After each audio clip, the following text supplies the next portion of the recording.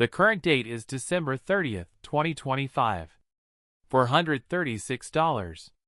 That's what I had to pay when Brenda Harwick had my truck towed while I was grocery shopping. I came home to tire tracks on the driveway, and this woman standing there with the smuggest grin I've ever seen. My Honda Ridgeline was gone, dragged away because it was supposedly an eyesore. Then she did something that crossed every line. She picked up my veteran parking permit, threw it in the trash, and sneered. "Military people think they're special, but this is my neighborhood now." 23 years in the Army Corps of Engineers, deployments from Fort Bragg to Afghanistan, and this woman treated me like garbage on my own property. If Brenda could block my driveway with a tow truck, I figured I could block her entire street with something that weighs 30 tons. My name is Marcus Rodriguez. 6 months earlier, my wife Carmen, our daughter Sophia, and I thought we'd found the perfect place to spend my retirement. Willowbrook Heights, a quiet development about 30 minutes outside Denver. Green lawns year-round, matching mailboxes, the whole picture. After years of military housing, Carmen, a nurse at the VA hospital working long shifts patching up guys like me, was excited to have a garden. Sophia, freshly 16, loved having her own room that wasn't government-issue beige. We bought a modest 3-bedroom ranch on Maple Street. Nothing fancy, but it was ours.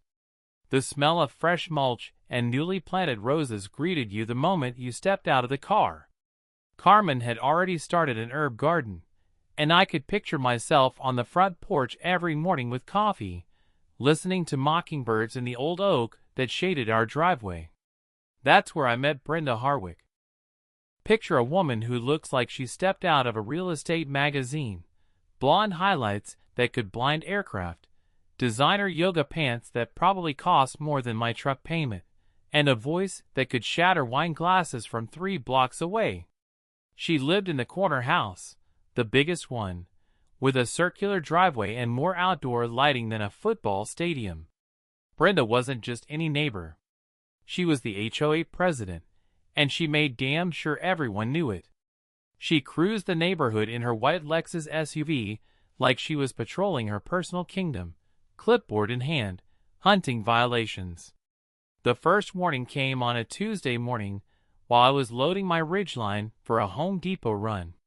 Clean, well-maintained, parked in my own driveway like it had been for 3 weeks straight. "Excuse me," came that voice dripping with fake sweetness. "I'm Brenda Harwick, HOA president. We need to discuss your commercial vehicle situation." Her handshake was limp, like touching a cold fish. The perfume, overpowering lavender, made you want to hold your breath. Commercial vehicle? I looked back at my truck, genuinely confused. She was already walking away. Section 4.7 of your agreement is very clear. Commercial vehicles lower property values. You have 48 hours to resolve this. Here's what really pissed me off.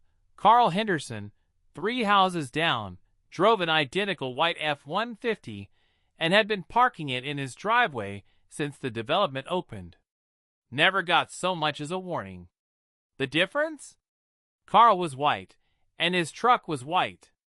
Mine was dark blue, and apparently so was I in Brenda's eyes. That Thursday morning, I woke to diesel engines and backup beepers. Through the bedroom window, I watched a tow truck driver hook chains to my Ridgeline, while Brenda stood on the sidewalk arms crossed, supervising like a general. I threw on clothes and ran outside.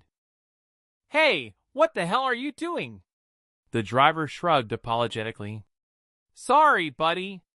Got a work order for commercial vehicle removal. Lady says it's been worn twice." "Twice?" I turned to Brenda. "You gave me 1 warning yesterday." She smiled, actually smiled. "Actually, Mr. Rodriguez, the first warning was implied when you moved into our community. Surely someone with your background understands the importance of following orders." $436 to get my truck back from the impound lot.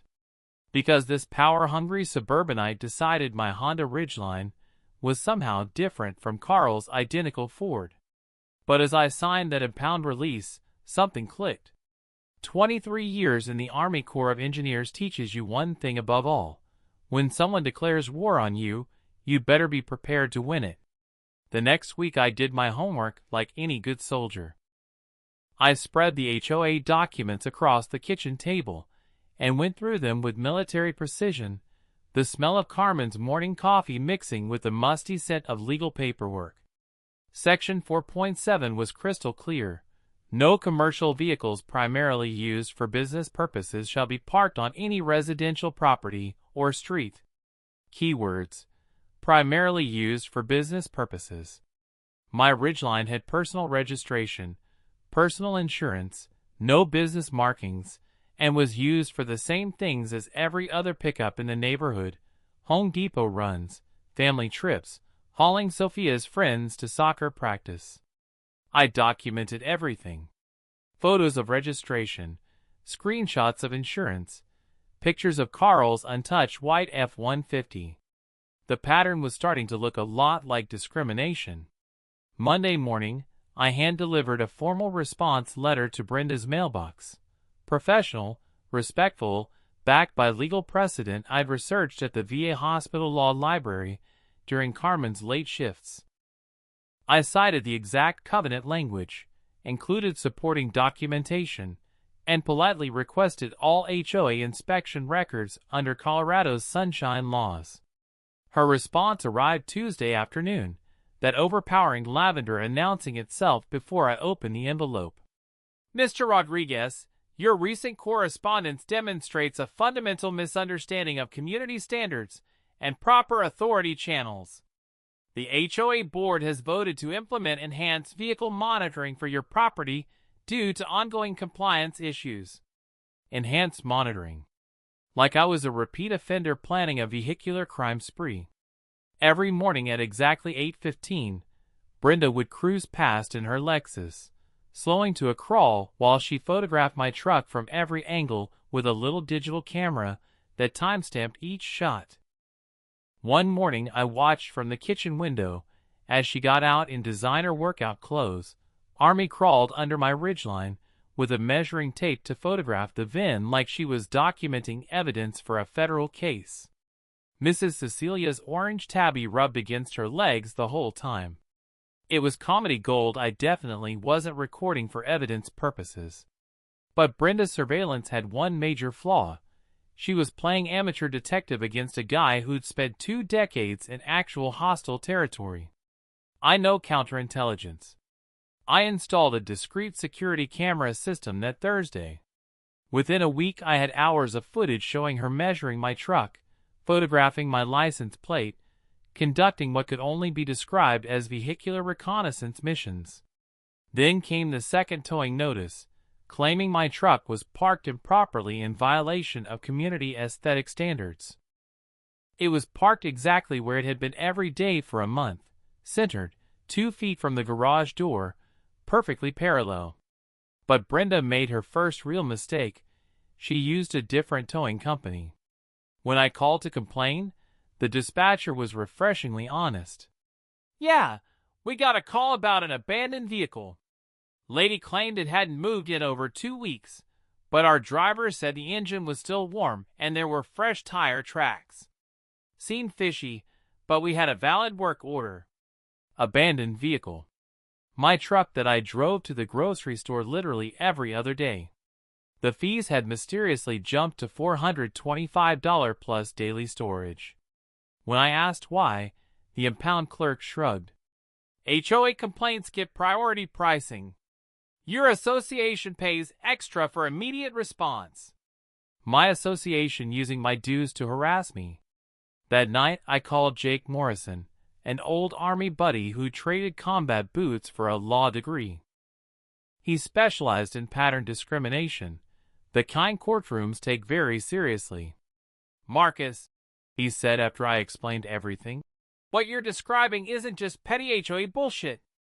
This is targeted enforcement with clear racial overtones. In cases like this, individual board members can actually be held personally liable beyond the association's insurance coverage. Document everything. Patterns matter more than individual incidents in discrimination law. The next morning, I filed a formal records request with the city for all HOA enforcement actions in Willowbrook Heights over the past 2 years. 3 weeks later, the response arrived, pure prosecutorial gold. 23 vehicle violations issued. 22 to non-white residents. 1 to a white homeowner, resolved with a warning letter. No towing, no fees. Brenda had handed me a smoking gun wrapped in systematic discrimination and tied with her own lavender-scented stupidity. Armed with that evidence, I figured she might back down. Shows what I know about entitled suburbanites, who mistake a clipboard for actual authority. Instead, she doubled down. An emergency HOA board meeting notice appeared in every mailbox. Urgent. Enhanced Community Standards Amendment. Mandatory attendance requested. I showed up to find the community center packed tighter than a mess hall during chow time. Brenda stood at the podium in a crisp white blazer, armed with a laminated PowerPoint titled, Preserving Property Values Through Proactive Vehicle Management. She'd prepared like she was addressing the UN Security Council. Ladies and gentlemen, we're facing an unprecedented threat to our community standards. Certain residents have been flagrantly violating our vehicle covenants. Immediate action is required. Her slideshow was a masterpiece of petty bureaucracy. Google Images pickup trucks labeled as violations, made up statistics about property values, and a slide called Commercial Vehicle Red Flags that basically described every truck built since Henry Ford's first assembly line. During the comment period, I stood up with my folder of documentation. The room went quiet except for the hum of fluorescent lights and someone's nervous cough. Mrs. Harwick, I have a question about enforcement statistics. Can you explain why Carl Henderson's white F-150 has never been cited while my identical truck has been towed twice? I held up photos. Both trucks, same year, same model, both in driveways. What's the fundamental difference? Her face flushed beneath the foundation. Mr. Henderson's vehicle doesn't present the same aesthetic concerns. What aesthetic concerns specifically? They're mechanically and visually identical. Board member Janet Walsh, a retired teacher, spoke up. Brenda, I've driven past both properties multiple times. Marcus is absolutely right. Those trucks are essentially twins. Another board member shifted uncomfortably. Are we completely sure about these enforcement statistics? Because if there's a documented pattern, I let the mathematical reality sink in. 23 vehicle violations in 2 years. 22 against non-white homeowners. 1 against a white homeowner, resolved with a warning letter only. That's not enforcement.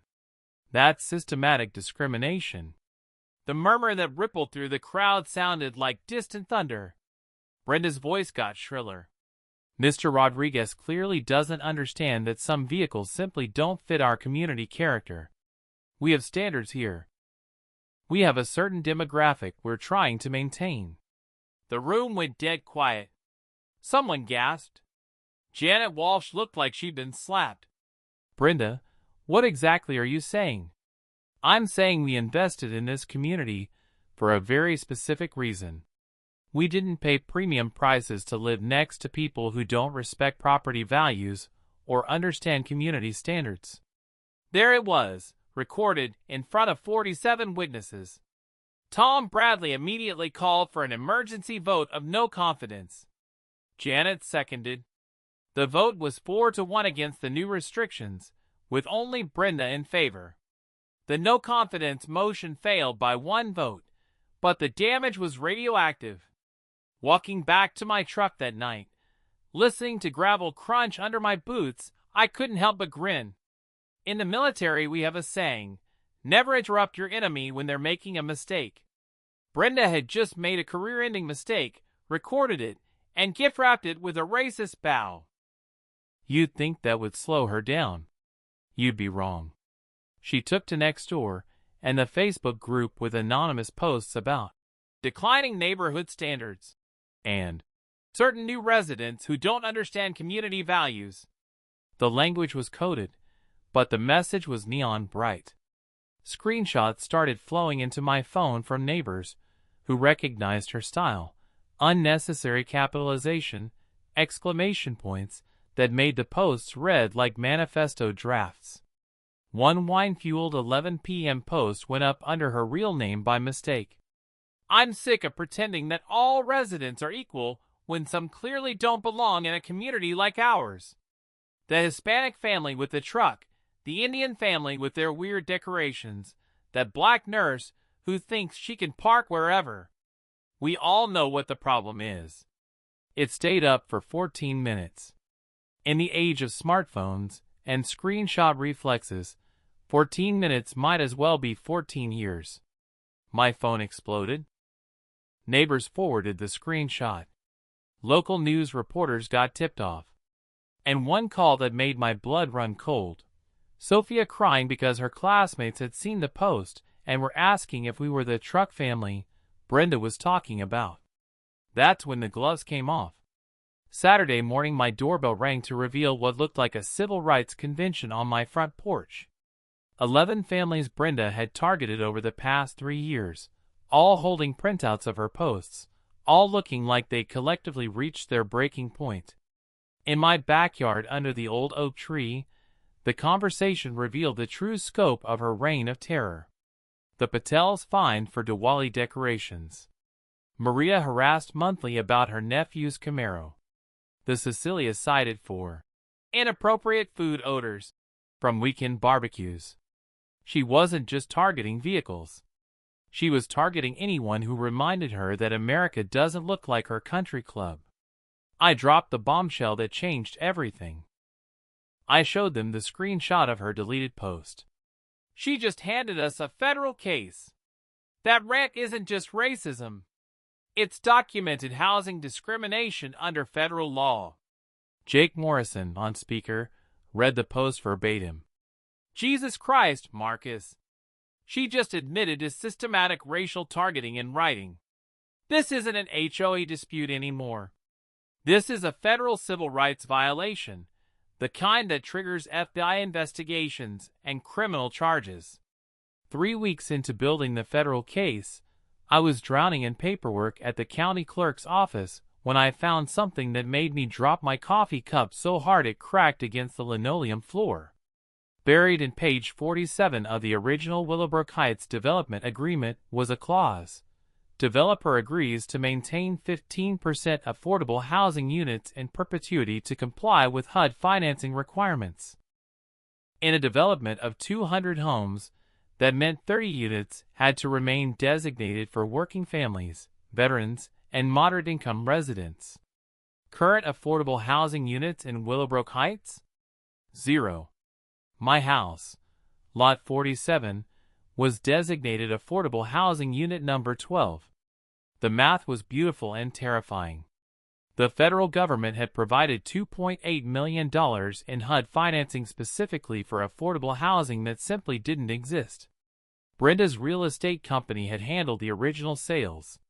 She'd known about this requirement for 8 years. Jake's voice came back in a whisper.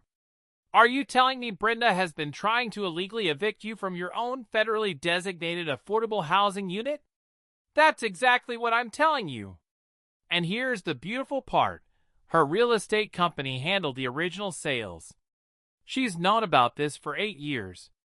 That's not discrimination anymore. That's organized federal fraud, wire fraud, HUD violations, conspiracy charges that carry 20-year federal sentences. Federal justice is slow. Sometimes when you're dealing with a neighborhood tyrant, you need something more immediate.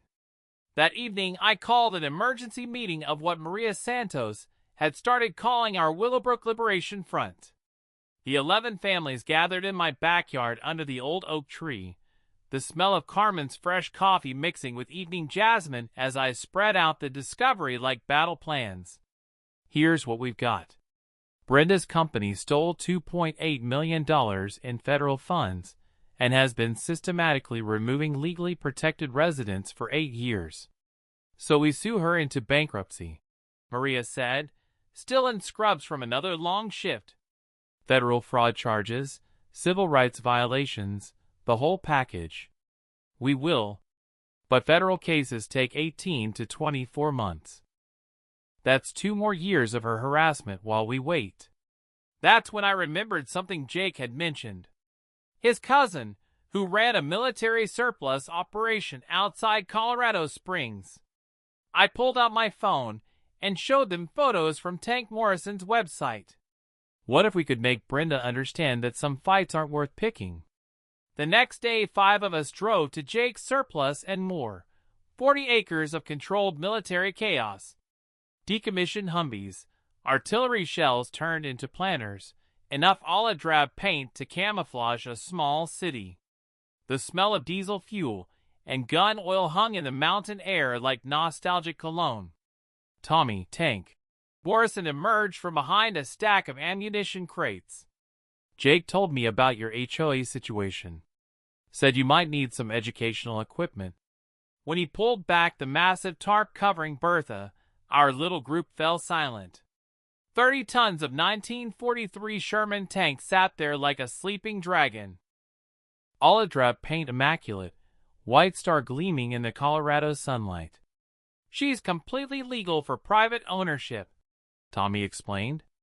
State considers her a recreational vehicle, fully operational except for the main gun.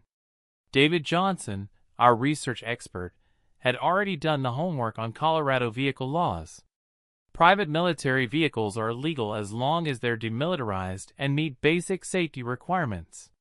Basically, a really heavy RV. The rental agreement was straightforward.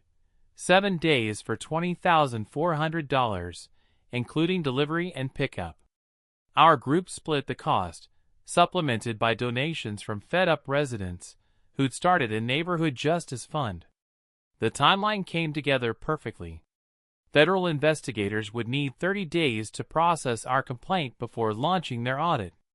That gave us a month-long window where Brenda would be vulnerable, but not yet fully aware of her legal jeopardy. Bertha would arrive on a Thursday morning, positioned precisely on my property line, where she'd block the main entrance to Brenda's cul-de-sac. Completely legal. Absolutely immovable. Utterly impossible to ignore. News travels fast in suburban neighborhoods, especially when it involves federal investigations and tank rentals. The first sign Brenda was unraveling came Monday morning when I spotted her car parked outside the county clerk's office during my morning run. By the time I circled back, she was storming out, clutching a stack of papers, looking like someone had just explained quantum physics using interpretive dance. She'd found the federal fraud evidence. All of it. Tuesday brought an emergency HOA board meeting notice. Urgent legal compliance review. Mandatory executive session. I wasn't invited, but David Johnson, now the board's newest member, was. His text updates read like a real-time nervous breakdown. She's demanding we fire our lawyer to stop cooperating with federal investigators. Tom Bradley just told her that's obstruction of justice. She's screaming about property values and those people destroying everything we built. Janet Walsh is taking minutes. This is going to be evidence. The meeting ended with Brenda voted out as president 4-1, effective immediately. Her response was to grab the HOA's corporate checkbook and storm out, claiming she was taking this to higher authorities who understand community standards. Wednesday, I discovered what higher authorities meant when Channel 7 News called asking for comment on Brenda's media blitz. She'd been calling every local station, radio show, and newspaper, claiming a dangerous military veteran was threatening the neighborhood with combat equipment. The interviews were pure suburban hysteria. Positioned in front of her manicured lawn, she explained to bewildered reporters that certain residents were planning to militarize our peaceful community with weapons of war. When pressed for details, her explanation devolved into coded racism sprinkled with second-hand military jargon. But Brenda's media campaign had an unintended consequence. It attracted attention from people who actually understood military equipment and veteran rights. Thursday morning, my doorbell rang to reveal a man in his 70s, wearing a Vietnam Veterans Association cap and a grin that suggested he'd been waiting his whole retirement for this moment. "Son, I'm Colonel Ray Hutchins, retired. Live about 10 miles south. Saw the news about your HOA troubles." Behind him stood 6 more veterans, ranging from Korea to Afghanistan, all looking like they'd found their new favorite hobby. What followed was the most surreal planning session of my life. 7 military veterans strategizing the optimal deployment of a Sherman tank for maximum legal impact and community education. Colonel Hutchins had actually commanded Shermans during his second tour in Vietnam. Beautiful machines. 30 tons of diplomatic persuasion. Saturday morning, as I watched the sunrise paint the mountains gold while sipping coffee on my front porch, everything was in position. Federal investigators would begin their audit Monday. Channel 7 was scheduled to cover Bertha's arrival live. Brenda had successfully alienated everyone from the police department to her own HOA board. Sunday afternoon brought Brenda's final desperate gambit. Sophia burst through the garage door, eyes wide. "Dad, you need to see this." Mrs. Cecilia had recorded it from her kitchen window. The footage showed Brenda in my front yard at dawn, dressed in black yoga pants and a dark hoodie, like a middle-aged suburban ninja, methodically placing small metal objects under my truck's tires. Roofing nails. Under all 4 tires. Then she called Murphy's Towing, claiming my truck was leaking oil all over the street. The plan was diabolically simple: create evidence of an environmental violation, get my truck towed for hazardous fluid contamination, then use the towing as justification to prevent any additional, dangerous vehicles from entering the property. But Brenda had underestimated Mrs. Cecilia's insomnia and security camera obsession. By noon, I had crystal clear footage of Brenda committing criminal mischief, filing false reports, and attempting to manufacture evidence for fraud. Timestamps showed her placing nails at 5:47 a.m., then calling the towing company at 6:15 a.m., claiming she'd noticed hazardous leaking during her morning community inspection. The tow truck driver, the same tired guy who'd hauled my truck twice before, took one look at the obviously planted nails and called his supervisor. 20 minutes later, he was explaining to very interested police officers that the oil leak appeared to be motor oil poured from a bottle, and the road hazard nails were clearly placed after the vehicle was parked. When Officers Martinez and Johnson knocked on Brenda's door to discuss the discrepancies, she made her final catastrophic mistake. She tried to bribe them. "Officers, I'm sure we can resolve this misunderstanding. I'm prepared to make a substantial donation to your police benevolent fund to show my appreciation for your service." $5,000 in cash. That transformed misdemeanor false reporting into felony bribery of police officers. Her phone call from the county jail went straight to the mayor's office, where she apparently offered $20,000 in community improvement donations if he would intervene to stop the military vehicle situation. That conversation, recorded per standard municipal policy, added federal corruption charges to her growing collection of felonies. Monday morning at 9 a.m. sharp, 30 tons of American-made justice rolled down Maple Street like a parade float designed by the Pentagon. The sound hit you first, that deep diesel rumble that makes your chest vibrate and your neighbors peek through curtains. Then came the visual that would be replayed on news channels for weeks: a pristine 1943 Sherman tank, olive drab paint gleaming in the Colorado sunshine, white star prominent on the turret, rolling through suburban America like history coming home. I stood in my driveway wearing my dress uniform for the first time since retirement, watching 200 neighbors line the street with phones raised like digital salutes. Kids on bicycles followed the convoy at a safe distance, while their parents live-streamed what Channel 7 was calling the most unusual property rights demonstration in Colorado history. Tommy Morrison's escort vehicle led the way, followed by the heavy haul trailer carrying my new temporary roommate. Then a convoy of 15 vehicles driven by veterans from 3 counties who decided this was their fight too. Exactly as the tank reached my driveway, 3 news vans pulled up, followed by police cars with officers who looked like they were trying very hard not to grin. Colonel Hutchins stepped out of his truck wearing full dress uniform, ribbons and all. "Permission to commence neighborhood education operations, sir." I couldn't help but laugh. "Permission granted, Colonel." Let's show these folks what appropriate vehicle parking looks like. And then, like the climax of a perfectly scripted drama, Brenda arrived. She pulled up in her white Lexus, apparently released on bail that morning, took one look at 30 tons of tank positioned exactly on my property line, and lost whatever remained of her composure. "This is illegal," she screamed, marching across my lawn in yesterday's designer clothes and severe emotional distress. "You can't park military weapons in a residential neighborhood."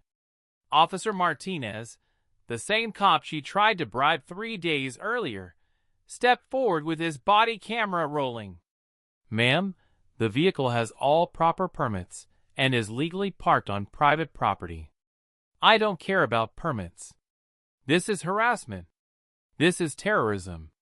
This is a legal recreational vehicle," I interrupted, walking over with my registration paperwork and Tommy Morrison's rental agreement. "Same as an RV, just with more historical significance." The crowd fell silent except for the tank's diesel engine purring like a 30-ton cat. News cameras zoomed in as Brenda's face cycled through shades of red that would have impressed a lobster. "You did this to destroy our community," she accused, pointing at me with a trembling finger. "You and your people are trying to turn this neighborhood into some kind of military compound." Mrs. Cecilia, all 5 feet of her, stepped forward. "Mrs. Harwick, Marcus is the only one here who's never tried to destroy anything. You're the one who's been terrorizing families, filing false reports, and stealing federal money for years." The murmur of agreement from the crowd sounded like distant thunder. Jake Morrison stepped out, looking every inch the federal prosecutor he'd become. "Mrs. Harwick, perhaps this isn't the best venue for public statements, considering your pending criminal charges." The mention of federal crime seemed to snap something in her brain. She turned to the news cameras with the desperate energy of someone whose world was collapsing in real time. "This is America," she declared, as if that explained everything. "I have rights. I have property values to protect. I shouldn't have to live next to people who don't understand our way of life." The silence that followed was deafening. Channel 7's reporter stepped forward with her microphone. "Mrs. Harwick, are you saying that Mr. Rodriguez, a 23-year Army veteran, doesn't belong in this neighborhood because of his ethnicity?" Brenda's response would be replayed millions of times across social media. "I'm saying some people just don't fit with our community standards, and if you can't see the obvious difference, then you're part of the problem too." The crowd's collective gasp was audible. Officers Martinez and Johnson exchanged looks that suggested Brenda had just provided excellent evidence for her upcoming federal discrimination trial. Colonel Hutchins stepped forward. "Ma'am, that tank represents American values, freedom, justice, and the right of every citizen to live peacefully without harassment. Maybe you should consider which one of you actually belongs in this neighborhood." The applause started slowly, then built to a roar that echoed off houses and probably registered on seismographs. 6 months later, Willowbrook Heights looked like a completely different neighborhood, not because anything physical had changed, but because everything social had transformed. Brenda Harwick pleaded guilty to federal fraud, state bribery charges, and civil rights violations in a plea deal that sent her to federal prison for 18 months. Her real estate company paid $2.8 million in restitution to the federal government and an additional $500,000 in civil rights settlements to the families she targeted. The HOA board, now led by Janet Walsh with David Johnson as vice president, implemented the most progressive anti-discrimination policies in Colorado: mandatory bias training, transparent enforcement reporting, and a community ombudsman program I helped design using military conflict resolution principles. My house, along with 29 others, was officially designated affordable housing under federal oversight. The program now serves teachers, nurses, veterans, and working families who make our community stronger rather than more expensive. Property values actually increased once word spread that we were the most welcoming neighborhood in the county. The federal investigation expanded beyond our development, ultimately exposing a network of discriminatory practices across 3 counties that resulted in 17 additional prosecutions. Brenda's case became a textbook example in law schools teaching housing discrimination law. The tank, meanwhile, became a neighborhood legend. Bertha made 3 more appearances: Memorial Day, Veterans Day, and the first anniversary of what residents now call Tank Day. Tommy Morrison eventually donated her permanently to the local VFW post, where she serves as the centerpiece for their military history education program. Most satisfying of all was the community project we launched with the settlement money. The Willowbrook Fairness Fund provides legal assistance to families facing HOA discrimination anywhere in Colorado. We've helped 43 families fight bogus violations, prevented 6 illegal evictions, and forced 12 other developments to comply with federal housing requirements. Standing on my front porch this morning, coffee in hand, listening to mockingbirds sing in the oak tree that still shades my driveway, I can see kids riding bicycles past Carl Henderson's white pickup and my dark blue Ridgeline, both parked exactly where they belong. The American flag flies prominently in my front yard, not as a statement of defiance, but as a reminder that this country's promise of equality and justice sometimes requires citizens willing to fight for it with whatever tools are necessary, whether that's federal law, community organizing, or 30 tons of educational steel. What's the worst thing your HOA has ever done to you? Drop it in the comments below. And don't forget to tell me where you're watching from. Hit that subscribe button, because justice isn't just served, it's delivered with American precision and appropriate firepower.